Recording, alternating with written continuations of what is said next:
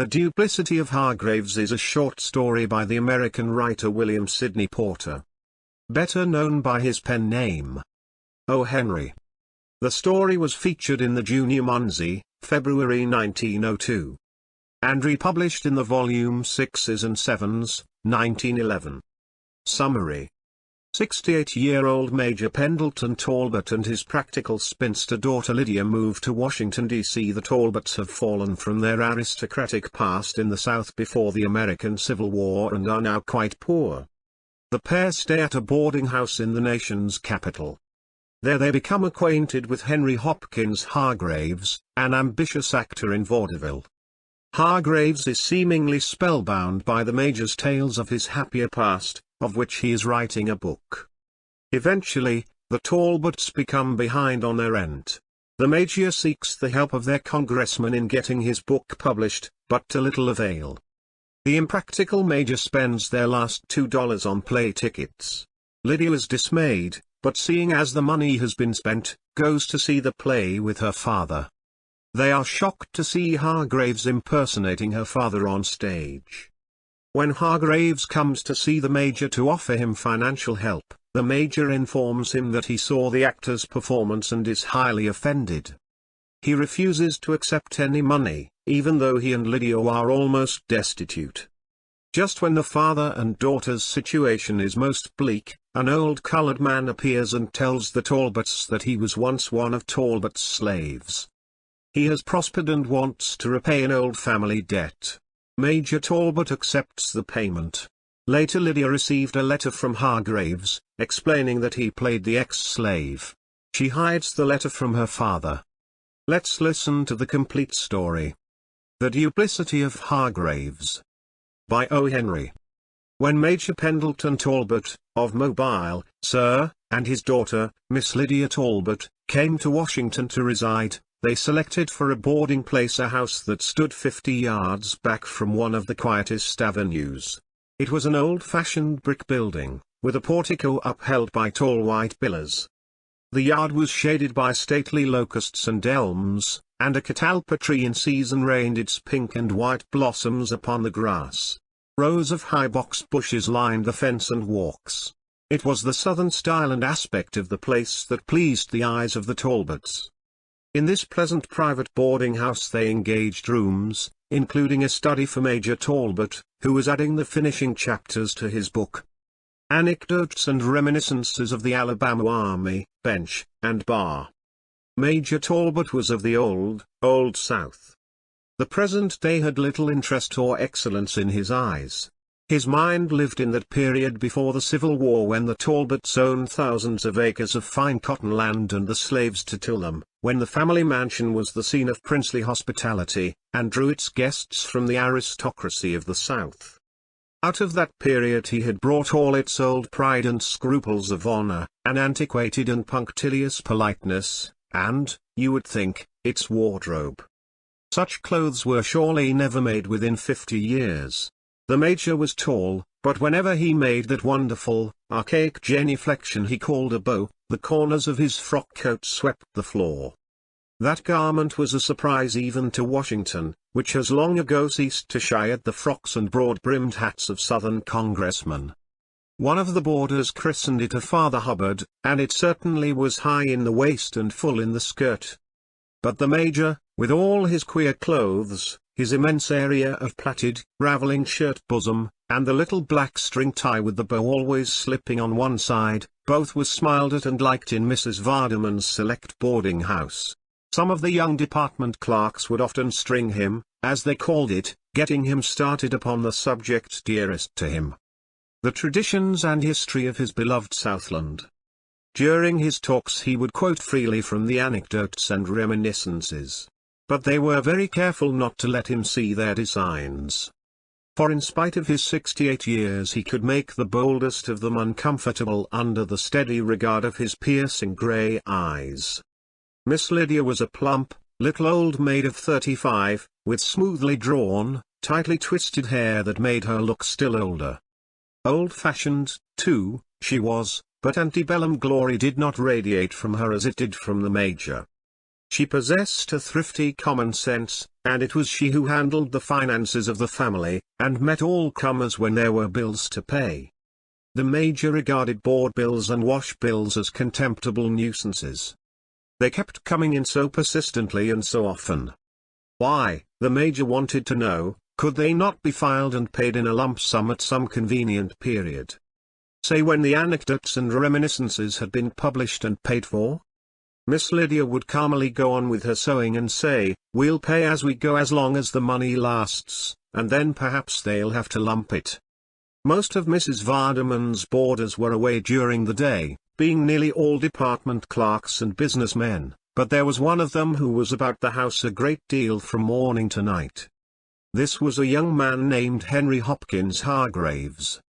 Everyone in the house addressed him by his full name. Who was engaged at one of the popular vaudeville theatres. Vaudeville has risen to such a respectable plane in the last few years. And Mr. Hargreaves was such a modest and well-mannered person, that Mrs. Vardaman could find no objection to enrolling him upon her list of boarders. At the theatre Hargreaves was known as an all-round dialect comedian, having a large repertoire of German, Irish, Swede, and blackface specialties. But Mr. Hargreaves was ambitious, and often spoke of his great desire to succeed in legitimate comedy. This young man appeared to conceive a strong fancy for Major Talbot. Whenever that gentleman would begin his southern reminiscences, or repeat some of the liveliest of the anecdotes, Hargreaves could always be found, the most attentive among his listeners. For a time the Major showed an inclination to discourage the advances of the play actor, as he privately termed him, but soon the young man's agreeable manner and indubitable appreciation of the old gentleman's stories completely won him over. It was not long before the two were like old chums. The Major set apart each afternoon to read to him the manuscript of his book. During the anecdotes Hargreaves never failed to laugh at exactly the right point. The Major was moved to declare to Miss Lydia one day that young Hargreaves possessed remarkable perception and a gratifying respect for the old regime. And when it came to talking of those old days, if Major Talbot liked to talk, Mr. Hargreaves was entranced to listen. Like almost all old people who talk of the past, the Major loved to linger over details.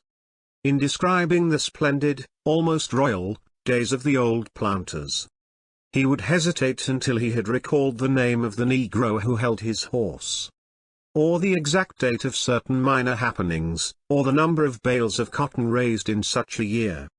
But Hargreaves never grew impatient or lost interest. On the contrary, he would advance questions on a variety of subjects connected with the life of that time, and he never failed to extract ready replies. The fox hunts, the possum suppers, the hoedowns and jubilees in the Negro quarters, the banquets in the plantation house hall, when invitations went for 50 miles around. The occasional feuds with the neighboring gentry. The Major's duel with Rathbone Culbertson about Kitty Chalmers, who afterward married a Thwaite of South Carolina, and private yacht races for fabulous sums on Mobile Bay. The quaint beliefs, improvident habits, and loyal virtues of the old slaves. All these were subjects that held both the Major and Hargreaves absorbed for hours at a time.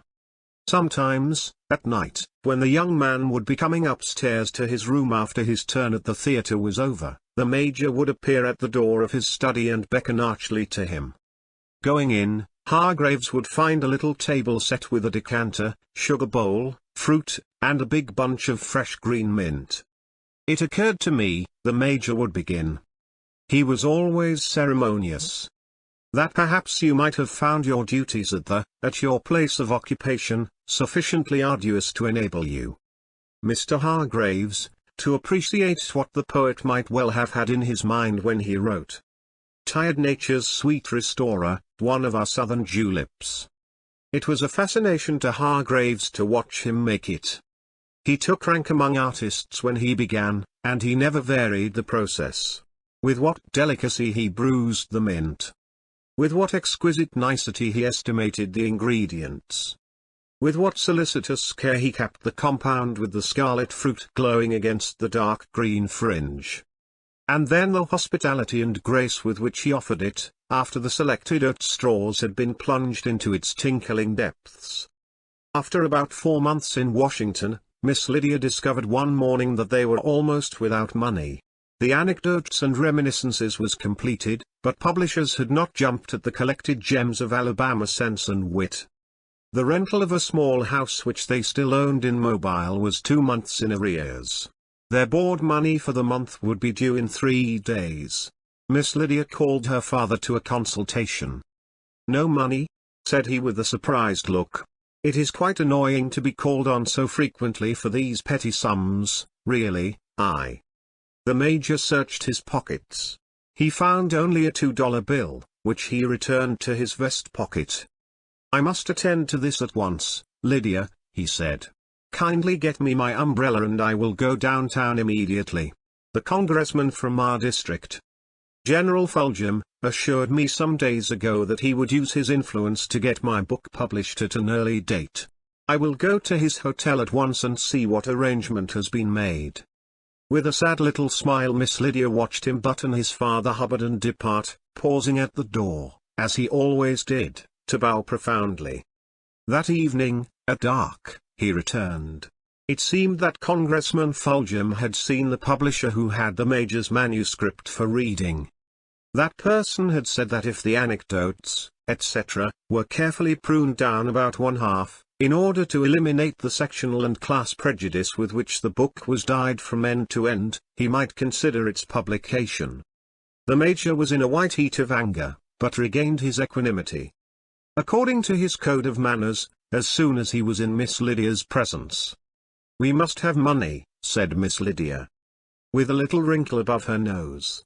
"Give me the $2, and I will telegraph to Uncle Ralph for some tonight." The Major drew a small envelope from his upper vest pocket and tossed it on the table. "Perhaps it was injudicious," he said mildly, "but the sum was so merely nominal that I bought tickets to the theater tonight. It's a new war drama, Lydia. I thought you would be pleased to witness its first production in Washington. I am told that the South has very fair treatment in the play. I confess I should like to see the performance myself." Miss Lydia threw up her hands in silent despair. Still, as the tickets were bought, they might as well be used. So that evening, as they sat in the theater listening to the lively overture, even Miss Lydia was minded to relegate their troubles, for the hour, to second place. The Major, in spotless linen, with his extraordinary coat showing only where it was closely buttoned, and his white hair smoothly roached, looked really fine and distinguished. The curtain went up on the first act of A Magnolia Flower, revealing a typical Southern plantation scene. Major Talbot betrayed some interest. "Oh, see!" exclaimed Miss Lydia, nudging his arm, and pointing to her program. The Major put on his glasses and read the line in the cast of characters that her fingers indicated. "Colonel Webster Calhoun, Mr. Hopkins Hargraves." "It's our Mr. Hargraves," said Miss Lydia. "It must be his first appearance in what he calls the legitimate. I'm so glad for him." Not until the second act did Colonel Webster Calhoun appear upon the stage. When he made his entry Major Talbot gave an audible sniff, glared at him, and seemed to freeze solid. Miss Lydia uttered a little, ambiguous squeak and crumpled her program in her hand. For Colonel Calhoun was made up as nearly resembling Major Talbot as one pea does another. The long, thin white hair, curly at the ends, the aristocratic beak of a nose, the crumpled, wide, raveling shirt front, the string tie, with the bow nearly under one ear, were almost exactly duplicated. And then, to clinch the imitation, he wore the twin to the Major's supposed to be unparalleled coat. High-collared, baggy, empire-waisted, ample-skirted, hanging a foot lower in front than behind, the garment could have been designed from no other pattern. From then on, the Major and Miss Lydia sat bewitched, and saw the counterfeit presentment of a haughty Talbot dragged, as the Major afterward expressed it, through the slanderous mire of a corrupt stage. Mr. Hargraves had used his opportunities well. He had caught the Major's little idiosyncrasies of speech, accent, and intonation and his pompous courtliness to perfection, exaggerating all to the purpose of the stage. When he performed that marvelous bow that the Major fondly imagined to be the pink of all salutations, the audience sent forth a sudden round of hearty applause. Miss Lydia sat immovable, not daring to glance toward her father. Sometimes her hand next to him would be laid against her cheek, as if to conceal the smile which, in spite of her disapproval, she could not entirely suppress. The culmination of Hargrave's audacious imitation took place in the third act. The scene is where Colonel Calhoun entertains a few of the neighboring planters in his den. Standing at a table in the center of the stage, with his friends grouped about him, he delivers that inimitable, rambling character monologue so famous in A Magnolia Flower, at the same time that he deftly makes juleps for the party. Major Talbot, sitting quietly, but white with indignation, heard his best stories retold, his pet theories and hobbies advanced and expanded, and the dream of the anecdotes and reminiscences served, exaggerated and garbled. His favorite narrative, that of his duel with Rathbone Culbertson, was not omitted, and it was delivered with more fire, egotism, and gusto than the Major himself put into it. The monologue concluded with a quaint, delicious, witty little lecture on the art of concocting a julep, illustrated by the act. Here Major Talbot's delicate but showy science was reproduced to a hair's breadth, from his dainty handling of the fragrant weed, the 1,000th part of a grain too much pressure, gentlemen, and you extract the bitterness, instead of the aroma, of this heaven-bestowed plant to his solicitous selection of the oaten straws. At the close of the scene the audience raised a tumultuous roar of appreciation. The portrayal of the type was so exact, so sure and thorough, that the leading characters in the play were forgotten. After repeated calls, Hargraves came before the curtain and bowed, his rather boyish face bright and flushed with the knowledge of success. At last Miss Lydia turned and looked at the Major. His thin nostrils were working like the gills of a fish. He laid both shaking hands upon the arms of his chair to rise. "We will go, Lydia," he said chokingly. "This is an abominable desecration." Before he could rise, she pulled him back into his seat. "We will stay it out," she declared. "Do you want to advertise the copy by exhibiting the original coat?" So they remained to the end. Hargraves's success must have kept him up late that night, for neither at the breakfast nor at the dinner table did he appear. About 3 in the afternoon he tapped at the door of Major Talbot's study. The Major opened it, and Hargraves walked in with his hands full of the morning papers. Too full of his triumph to notice anything unusual in the Major's demeanor. "I put it all over 'em last night, Major," he began exultantly. "I had my inning, and, I think, scored. Here's what the Post says." His conception and portrayal of the old-time Southern colonel, with his absurd grandiloquence, his eccentric garb, his quaint idioms and phrases, his moth-eaten pride of family, and his really kind heart, fastidious sense of honor, and lovable simplicity, is the best delineation of a character role on the boards today. The coat worn by Colonel Calhoun is itself nothing less than an evolution of genius. Mr. Hargraves has captured his public. How does that sound, Major, for a first-nighter? I had the honor, the Major's voice sounded ominously frigid, of witnessing your very remarkable performance, sir, last night. Hargraves looked disconcerted. You were there? I didn't know I didn't know you cared for the theater. Oh, I say, Major Talbot, he exclaimed frankly, don't you be offended. I admit I did get a lot of pointers from you that helped out wonderfully in the part. But it's a type, you know, not individual. The way the audience caught on shows that. Half the patrons of that theater are Southerners. They recognized it. Mr. Hargraves, said the Major, who had remained standing, you have put upon me an unpardonable insult. You have burlesqued my person, grossly betrayed my confidence, and misused my hospitality. If I thought you possessed the faintest conception of what is the sign manual of a gentleman, or what is due one, I would call you out, sir, old as I am. I will ask you to leave the room, sir. The actor appeared to be slightly bewildered, and seemed hardly to take in the full meaning of the old gentleman's words. "I am truly sorry you took offense," he said regretfully. "Up here we don't look at things just as you people do. I know men who would buy out half the house to have their personality put on the stage so the public would recognize it." "They are not from Alabama, sir," said the Major haughtily. "Perhaps not. I have a pretty good memory, Major. Let me quote a few lines from your book.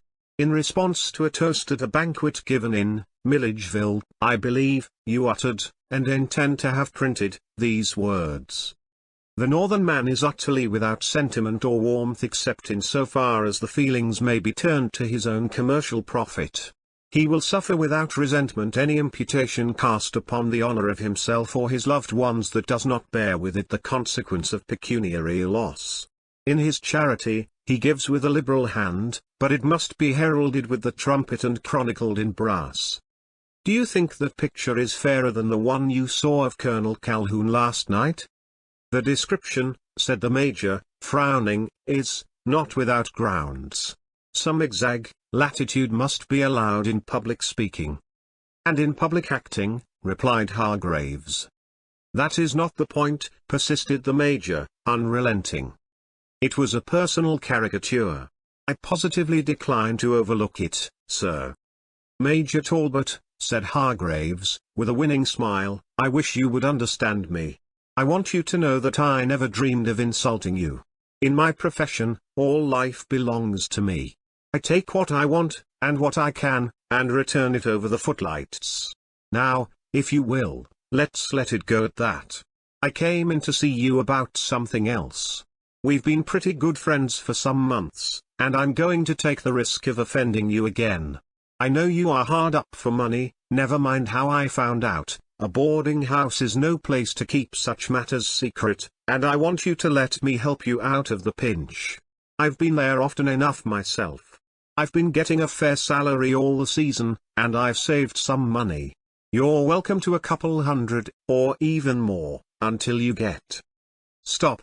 commanded the Major, with his arm outstretched. "It seems that my book didn't lie, after all. You think your money salve will heal all the hurts of honor. Under no circumstances would I accept a loan from a casual acquaintance, and as to you, sir, I would starve before I would consider your insulting offer of a financial adjustment of the circumstances we have discussed. I beg to repeat my request relative to your quitting the apartment." Hargraves took his departure without another word. He also left the house the same day, moving, as Mrs. Vardaman explained at the supper table, nearer the vicinity of the downtown theater, where a Magnolia Flower was booked for a week's run. Critical was the situation with Major Talbot and Miss Lydia. There was no one in Washington to whom the Major's scruples allowed him to apply for a loan.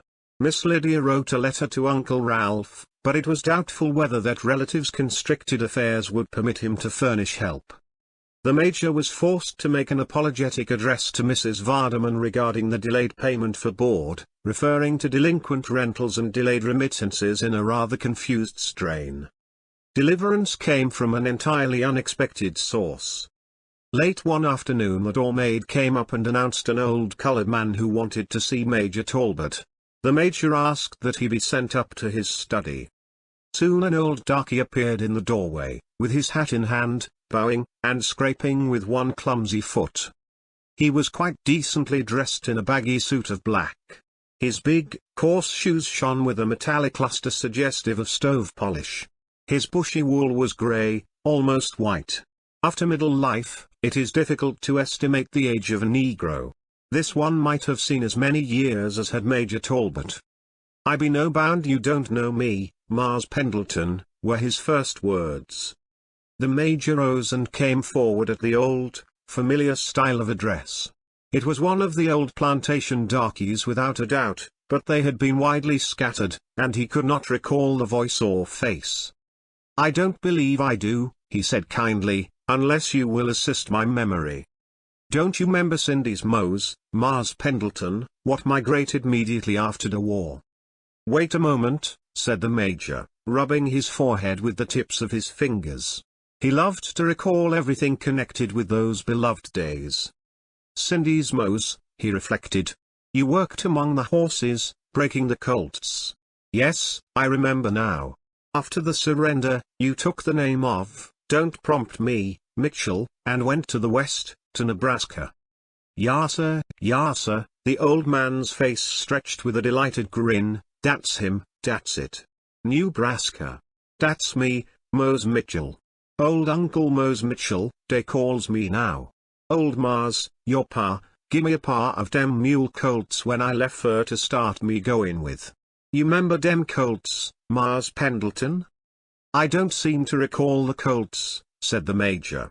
You know, I was married the first year of the war and living at the old Follinsby place. But sit down, Uncle Mose. I'm glad to see you. I hope you have prospered. Uncle Mose took a chair and laid his hat carefully on the floor beside it. Yes sir, of late I done mouty famous. When I first got to Nebraska, dey folks come all round me to see dem mule colts. Dey ain't seen no mules like dem in Nebraska. I sold dem mules for $300. Yes sir, 300. Den I open a blacksmith shop, Sue, and made some money and bought some land. Me and my old oman done raised up some chillun, and all doin' well 'cept 2 of 'em what died. 4 year ago a railroad come along and start a town slam against my land, and, Sue, Mars Pendleton, Uncle Mose am worth $11,000 in money, property, and land. I'm glad to hear it, said the Major heartily. Glad to hear it. And dat little baby of yourn, Mars Pendleton, one what you name Miss Liddy, I be bound dat little tad done growed up tell nobody wouldn't know her. The Major stepped to the door and called, Liddy, dear, will you come? Miss Lydia, looking quite grown up and a little worried, came in from her room. Da, now. What did I tell you? I knowed dat baby done be plumb growed up. You don't 'member Uncle Mose, child? This is Aunt Cindy's Mose, Lydia, explained the Major. He left Sunnymead for the West when you were 2 years old. Well, said Miss Lydia, I can hardly be expected to remember you, Uncle Mose, at that age. And, as you say, I'm plumb growed up, and was a blessed long time ago. But I'm glad to see you, even if I can't remember you. And she was. And so was the Major. Something alive and tangible had come to link them with the happy past. The three sat and talked over the olden times. The Major and Uncle Mose correcting or prompting each other as they reviewed the plantation scenes and days. The Major inquired what the old man was doing so far from his home. Uncle Mose am a delegate, he explained, to the Grand Baptist Convention in dis city. I never preached none, but being a residing elder in the church, and able fur to pay my own expenses, dey sent me along. And how did you know we were in Washington? Inquired Miss Lydia. Dey's a colored man works in the hotel where I stops, what comes from Mobile.